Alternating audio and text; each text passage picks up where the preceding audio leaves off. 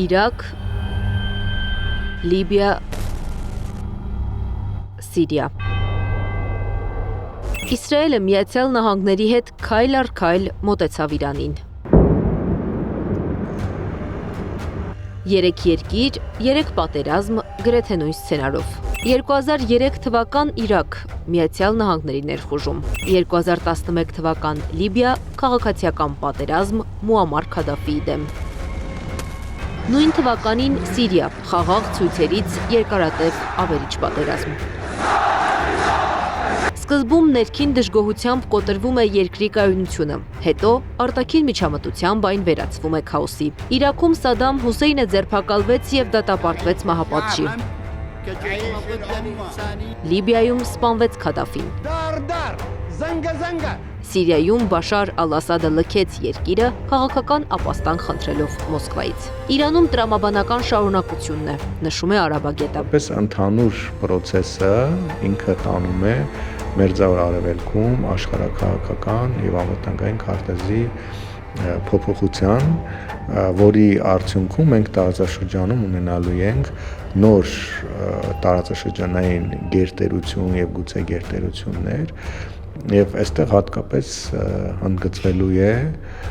Իսրայելի դերակատարումը։ Սակայն Իսրայելը հստակ հասկանում է, Իրանը էապես տարբերվում է այդ 3 երկրներից։ Տարածքով, բնակչությամբ, աշխարհագրական դիրքով եւ ռազմական ներուժով այն շատ ավելի ուժեղ պետություն է։ Ուժերի հավասարակշռությունը պահպանելու համար Իսրայելը իր գլխավոր դաշնակից է դարձրել Միացյալ Նահանգներին։ Իրանագետ Աշոտ Բադալյանի խոսքով Իրանի հարցում կան մի շարք կարևոր գործոններ, որոնք հնարավոր չէ անտեսել։ Մի փոքր պետք է վերապահ մոտենանք այն սցենարին, որը կարող է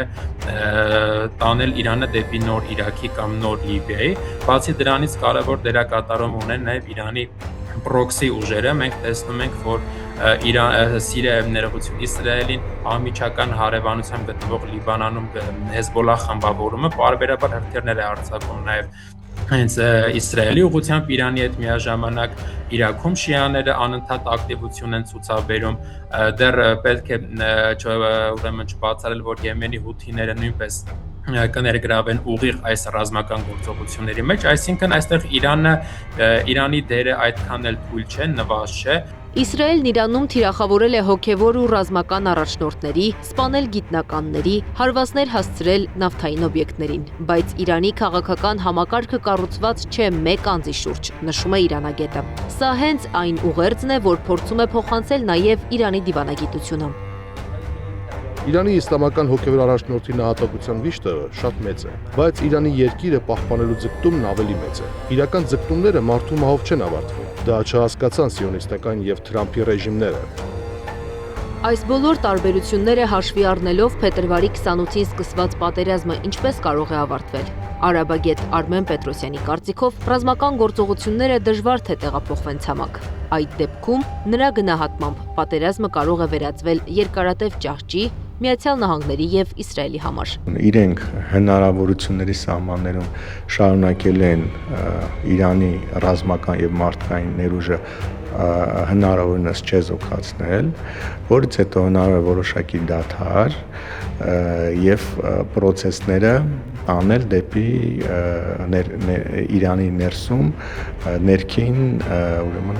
զարգացում կամ խաղադրույք կատարել ներքին զարգացումների վրա։ Իրանագետ Աշոտ Բադալյանն էլ չի բացառում, որ օրինակ Միացյալ Նահանգները կարող է հայտարարել, որ իր առջև դրված ռազմական նպատակներն արդեն իրականացվել են եւ դուրս գա պատերազմից, իսկ Իսրայելը ինտենսիվությունը նվազեցնելով կարող է շարունակել հարվածները։ Իսրայելը որևէ շրջան շարունակի հարվածները եւ այդ հարվածները այսպես բարբերաբար շարունակվեն, ոչ մեծ ինտենսիվությամբ, ինչպես այսօր ենք տեսնում, եւ գործողությունները գնան այս ընթացքով եւ այս ճանապարհով, որովհետեւ այս պահին գոնե ռազմական գործողությունների շատ մեծ ընդլայնում, որը